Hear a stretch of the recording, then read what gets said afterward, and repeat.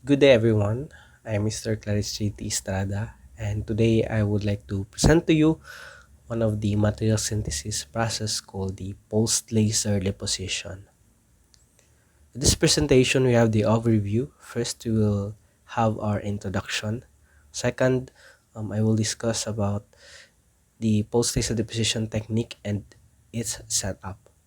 Next would be the synthesis procedure of the PLD. Next would be the application, and lastly would be the advantage and the disadvantages of post laser deposition. So first, let me have the introduction. We all know that laser is a powerful tool in many applications. It is especially useful in material processing. So thanks to its narrow frequency bandwidth, its coherence, and high power density. And this instrument is used in many scientific research works and experiments. We know that the light beam is intense enough to vaporize the hardest and the most heat resistant materials. Besides, due to its high precision, reliability, and special resolution, it is widely used in material processing industry. This one is called laser. So let's define first what is laser. Laser is an electronic optical device that produces coherent radiation. The term acronym for light amplification by stimulated emission of radiation. Also, let's define laser ablation. Let's define this because laser ablation is also incorporated in this process. Laser ablation is the process of removing materials from a solid surface by irradiating it with a laser beam. At low laser flux, the material is heated by the absorbed laser energy and evaporates or sublimates. Also, at the high laser flux, the material is typically converted to a plasma. So, laser ablation usually refers to removing material with a pulse laser, but it is impossible to ablate material with a continuous wave laser beam if the laser intensity is high enough. For example, machining of thin film, modification of materials, heat treatment, welding, and micro patterning, etc. Apart from this, polycomponent materials can be ablated and deposited onto substrate to form stoichiometric thin films. And this procedure is called the post-laser post-laser deposition. So, what is post-laser deposition? PLD is a physical vapor deposition. So, from the previous discussion, we have the chemical vapor deposition, and right now we have a physical vapor deposition. In this case, why is this called physical vapor deposition? It's because no chemical reaction is required to deposit actually the material onto the substrate or the target material. So this technique where a high power laser beam is focused to strike a target. So yun yung target material natin of the desired composition. Material is then vaporized and deposited as a thin film on a substrate facing the target. We also have the substrate inside. And also, this process can occur in the ultra high vacuum. What does ultra high vacuum means? It means that it has a low pressure inside. So it is in the presence of a background gas. We can use any inert gas, and also such as oxygen when depositing films of oxides. So let's go now to the pulse laser deposition technique. So the technique of pulse laser deposition has been used to deposit high quality thin films of materials for more than a decade. So it was used long before. And the technique uses high power laser pulses to melt, evaporate, and ionize material from the surface of a target. So this ablation event produces a transient, highly luminous plasma plume that expands rapidly away from the target surface. So we have um, the the laser. when we irradiate it to the material, we have an ablation, and then it produces a plasma plume. So what is plasma? Plasma is just an ionized gas, and plume is just parang nag-spread lang siya upward yung plasma. And the ablated material is collected on an approximately placed substrate. You have a substrate inside upon which it condenses and the thin film grows. So, doon na mag-grow yung thin film natin. In spite of this widespread usage, the fundamental process occurring during the transfer of material from target to the substrate are not fully understood and are consequently the focus of much research. So, conceptually and experimentally, pulse laser ablation is an extremely simple technique, probably the simplest among all thin film growth techniques. So now let's go to the pulse laser deposition setup. So it's very important when we conduct a pulse laser deposition process, we must have a vacuum chamber. So we have here the reaction chamber, and inside this is where the thin film is being deposited. We can also observe inside that there is the target material here. So the target material could be anything. It is in this case wide range of any composition. And also inside the reaction chamber we have the substrate plane, which is parallel to the target material. And in the pulsar deposition setup, we create a ultra high vacuum, and in this setup, to do that we have a mechanical and turbo molecular pumps. So this one is responsible for the ultra high vacuum. So ultra high vacuum, it has a 10 to the negative 8 millibar inside. So that would be I think 100 pascals.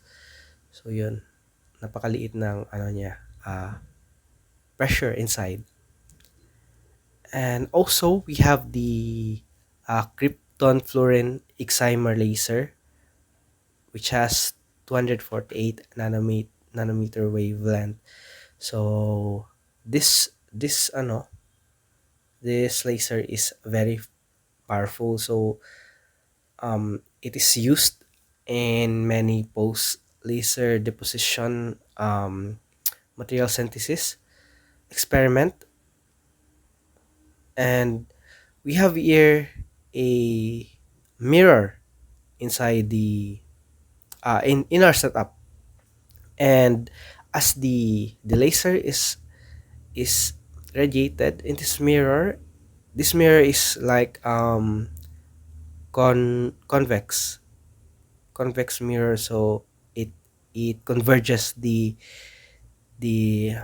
laser beam, and we have also here the focal length and the laser window. So this lens and this window, it focuses the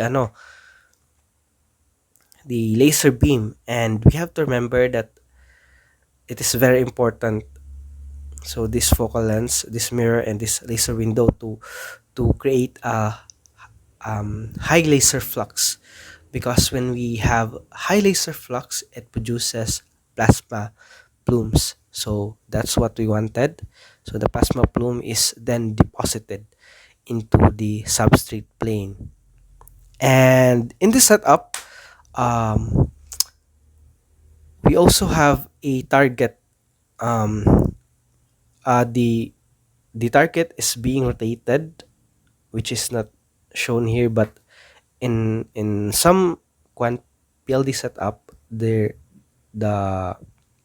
the target is being rotated, because when we focus only to the one side of the target material, maybe it could penetrate um, penetrate inside, and then it is not equally ablated. And also the substrate plane is also rotating in other setup. We have discussed already about the pulse laser deposition setup. So now let's go to the pulse laser deposition process. So the first step would be the insertion of the sample source or the target materials. So as I've said earlier, we can use a wide range of precursor materials to be deposited as a thin films, and also the insertion of the substrate inside the vacuum chamber. And after that, we have to create a ultra high vacuum. As I said earlier, to create a ultra high vacuum, we have to use mechanical and turbomolecular pumps. So these pumps are usually used to create ultra high vacuum in other PLD setup. And next would be the laser absorption and evaporation ablation of the target material. So now we ablate actually the target material, and we could vary the pulses of the material. So if we want it to be um, many pulse as much as possible, so the composition would be different compared to the pulse to the high pulse. Okay, and the next step would be the creation of the dynamic plasma. So after ablating the material, it produces plasma plumes. So in this case, the physics here is very complex, and until now is being studied or being researched. And after that, we deposit the plasma is being deposited, or the ionized gas is being deposited into the substrate, and the material is now in nucleation and growing in the substrate. So that's the process, or the in a nutshell, the process of the post laser deposition. Also, the post laser deposition applications is widely used in terms of high temperature superconducting thin films, especially these YBCO films. This has I know zero resistivity at nearly 85 Kelvin. And also another application of the PLD is that it produces a high quality ferroelectric magnetoresistive, and recent demonstration of colossal magnetoresistivity in the films of LaCa and MnO, which are the ceramic oxides. And also another application of the PLD is that it could produce combination of two or more types of ceramic oxide in heterostructures, enabling novel device applications. Also, it is used to deposit a number of optical materials. So in this case, we have the ZNO as a piezo optical transparent conductor, and we have the TiO2 for use of anti-reflection coatings on silicon, rare earth dope, phosphate glasses for optical waveguide applications, and hafnium, iridium, and zirconium for optical multi-layer structures. Lastly, in the field of hard coatings such as boronitride, carbonitride, and diamond-like carbon, and etc. And lastly, we will discuss about the advantages and disadvantages of the post-laser deposition. Let's start off with the advantages. First would be the versatile method. Any material, it means that, as I've said earlier, we could use a wide range of precursor materials to be deposited as thin films. And we could create multi-layer of thin films. And another one advantage is that it has congruent evaporation. It means that the ablated material has or the deposited film have the same composition or stoichiometry as the material that serves as the target of the laser radiation. Also, it has high deposition rates. It has another advantage would be it has a clear process during the post laser deposition because it is inside the vacuum chamber actually. Another one, it has a plume at high energy. It means that if we have a plume at high energy, um, it means that we could create high quality thin films. And lastly would be the broad range of gas pressure. We could use any background gases. It could be some inert gases or etc. And the disadvantage of the post laser deposition, first, um, it has splashing of micron-sized particulates. So as much as possible, we want a nanoscale size of film, di ba? Another one, it has a small area of uniformity. So 1 centimeter squared. So that's very small. So that's why this is used only in electronic devices. Also, it has a non-conformal coverage. And lastly, it is expensive. And there are more actually disadvantages, but I would like to cite this advantages and disadvantages.